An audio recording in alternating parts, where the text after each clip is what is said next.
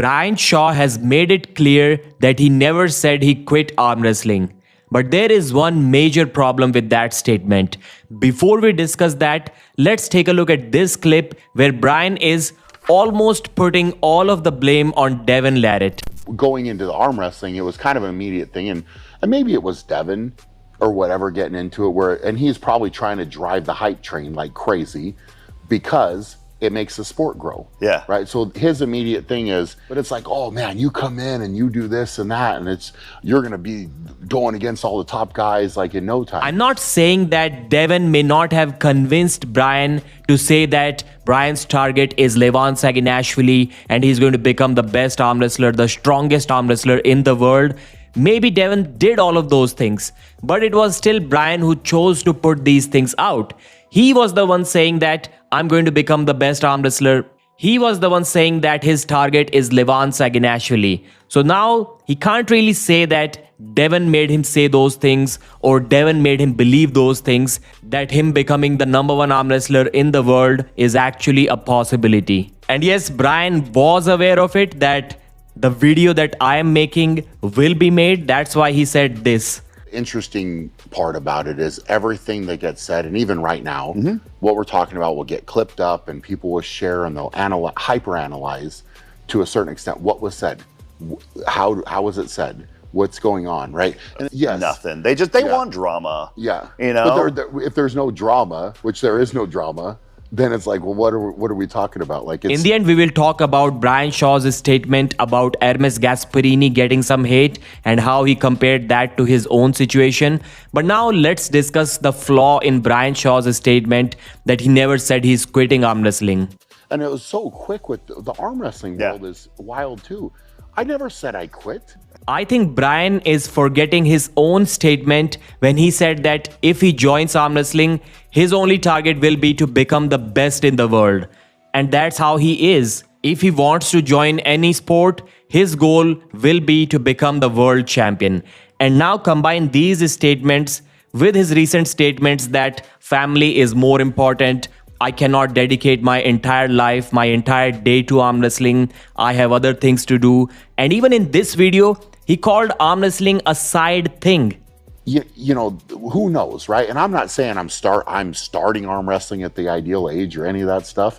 I'm not, man. But it's a side thing that I can still have fun at. And I still believe that you know, my ceiling is pretty high. So after listening to these statements, which clearly indicate that arm wrestling is nowhere near Brian's top priority as of now, and maybe also in the near future, anyone can tell you that he cannot become the #1 arm wrestler in the world. It's just impossible without the dedication. And since Brian had himself said that if he pursues arm wrestling, his goal will be to become the best arm wrestler in the world. He won't settle for anything less. So doesn't that mean he won't pursue arm wrestling now? Because clearly his goal is no longer to become the best arm wrestler in the world. I mean, you cannot call arm wrestling a side thing and then expect to defeat Devon. Now let's discuss some of the smaller details of the interview. Brian said that arm wrestling was fun for him.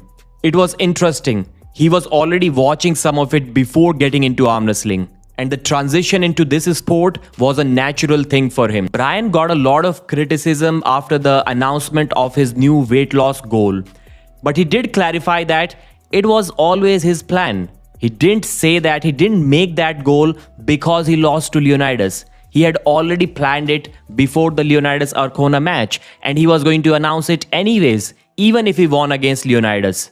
So that's a fair point. That was a misunderstanding. But whose responsibility was to make this clear? I think it was Brian's responsibility. He should have announced that in that video. Brian asked the fans if their reaction would have been the same had he won the match 3-2 instead of losing the match 3-2 against Leonidas. He believes the reaction would have been different. But hats off to Leonidas. Brian thinks he did a great job. He was amazing on the table. He taught him a lot. And Brian would do everything differently if he gets a rematch. Juhi commented that the arm wrestling community has been really nice to him. Nothing but nice to him. But at the same time, they can be a little bit more supportive to Brian for bringing the new eyes to the sport. Brian's top priorities as of now are improving his overall health, recovering fully from the lingering leg issues that he's having, the cellulitis thing, spending more quality time with his family, becoming leaner while staying strong. One of the big reasons why he still thinks that he's dedicated to arm wrestling, or he can get dedicated to arm wrestling despite this weight loss, is he doesn't really believe that weight helps that much in arm wrestling. In fact, weight, as per Brian, doesn't help you at all if your wrist, your hand is not strong enough to handle it. He talked about the body weights of the top 4 guys. Levan about 180 kilos, Vitali about 145, Devon about 135, Gasparini about 125 kilos.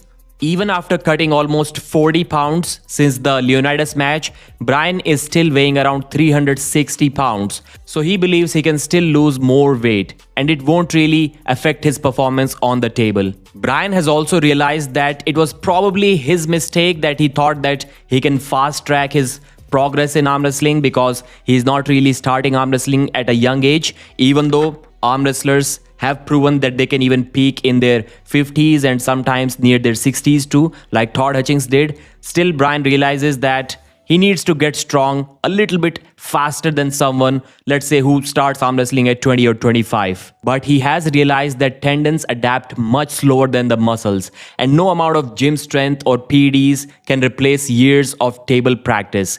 Brian trained extremely hard, but he realized that time itself cannot be accelerated. Juhi said that arm wrestling gave him constant tendon pain. It was so bad that it affected his bodybuilding training. He wanted to do some climbing at that time. He couldn't do that. His acrobatics were affected because fast movement in his arms were causing a lot of pain. And he eventually stopped arm wrestling because it was taking some things away from almost everything that he wanted to do. And that's why Juhi has a lot of respect for all of the arm wrestlers, for the dedication, for the sacrifices that they are willing to make. When Brian discussed the reaction of the fans after his loss, he said that many fans overreact. They hyper-analyze the match. They assume that since I lost one match, therefore I'm quitting arm wrestling.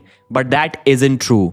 I'm still arm wrestling. I'm still using specialized forearm machines. I'm still enjoying table practice.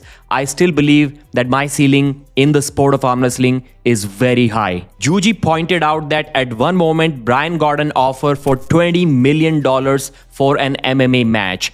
Arm wrestling pays nowhere near that. So Brian isn't in it for the money. I completely agree with that. Although I don't think that $20 million offer was genuine, because the match never really happened, so we don't really know if he would have gotten that money or not.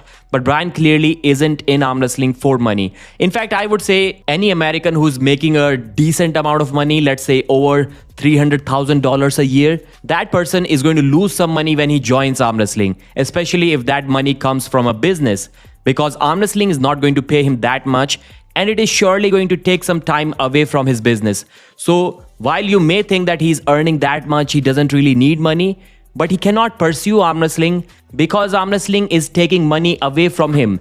And then that person also realizes that he cannot beat the guys who don't have that much money, whose life depends on the money that they gain from arm wrestling. So they train all day long, and you simply cannot compete against those guys. Brian can really find himself in that situation. Let's finally discuss Brian's comments about Ermes Gasparini. Take a look at this clip. The comments that people are making to Ermes Gasparini, who has done this at a high level for so long, but they're going after him. And I what kind did of they say? What would be some? Oh, what would be the just sentiment? how he's crying and he got beat, and it's just horrible, dude. But I just, like, I look at that, and in a way, any of the mean comments or stuff that's been said to me is like, if they are willing to do it to Ermes Gasparini, who's the nicest guy in the sport, incredible, right? If they're willing to do that to him, I understand completely why I'm getting it, right? Like, I would like an honest answer from you. If you lose a match, and then immediately after that, you said that I got injured a week or a month before that match, and even during the match, I hurt something in the elbow. That's why I lost the match. But Morozov was also great. Do you predict that you won't get any hate after that? It's not about Ermes Gasparini. Anyone in this world would have gotten some hate after the comments that Ermes Gasparini made. And I'm not saying that those were not true. I'm talking about a situation where those statements are absolutely true. So Brian cannot be saying that if such a nice guy like Ermes Gasparini got some hate, then surely he's going to get some hate too. But on the other hand, Brian is right when he said that the fans' reaction would probably have been different had he won the match. Because Morozov also said that he got injured during the match, and nobody complained about that. Nobody criticized him, nobody hated him. Why? Because he was the winner. So yes, if Brian had beaten Leonidas, no matter what he said, the fans would have supported it. Nobody would have went against him. So it's not so fair to call people your hater when you yourself know that those haters wouldn't say anything if you had won the match. Because I think a genuine hater would criticize you no matter what you do, no matter what the result is on the table. With that being said, let's wait for Brian Shaw's next super match opponent. I hope it happens in the early part of next year. Let's see if it does. Thanks for watching.